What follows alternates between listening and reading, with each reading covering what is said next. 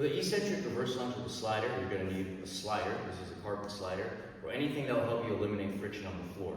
You're also going to need a set of heavy dumbbells, and we're going to want to build a stack. That can be with bumper plates like I have here. You can use technique boxes, depends what you have available to you. But the height of this stack of this box is going to be relative to you. At the bottom of this movement, we want the front knee to be at about 90 degrees. The idea of this exercise is to overload that eccentric phase, that slow lowering phase. The purpose of using dumbbells rather than having weight on our back is so that you don't have to actually load. Maybe you don't want to have weight on your back, or whatever the reason might be, but the limiting factor will be your grip strength. We do want to go heavy here, so maybe you can even use wrist straps to improve your ability to hold these dumbbells. The way you set up with this is you're going to have your feet hip width apart, heavy dumbbells on the stack, and then this slider is going to be on your back foot. So I'm going to go back with my right leg, and right now my left leg will be the working leg. You're going to pick up these dumbbells, hold them by your side. I like to scoot forward a little bit so that when I go back, the dumbbells will land in the middle of the stack. So from here, I've got my toe in the middle of the slider. I'm emphasizing my front leg here. Maybe about 80–90% of my body weight is on that front leg. I'm going to slowly go back with that right foot and let it slide back, but I'm going to make sure it doesn't go back too far.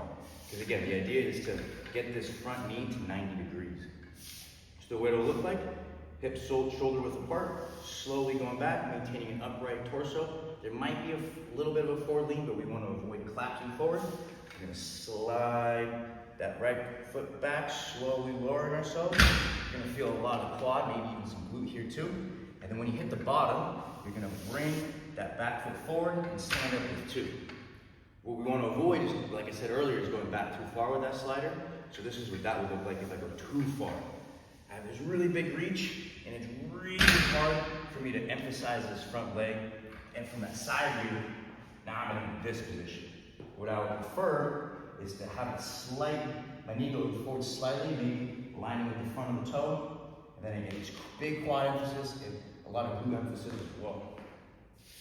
So again, what that will look like, scooting forward a little bit, foot in the middle of this slider, whatever you might be using, emphasizing my left leg here, that working leg, slowly going back. Once I get back a little bit, instead of continuing going back with that foot, I'm lowering myself, I'm going straight down. So I'll show you what that looks like from behind. I'm not going to hugely back, that foot goes back a little bit, and after I get a little bit behind me, I start to go straight down. So that end phase of that lowering portion, the back foot starts to move less and less and less. So a good distance in the beginning, and then less, slow lowering.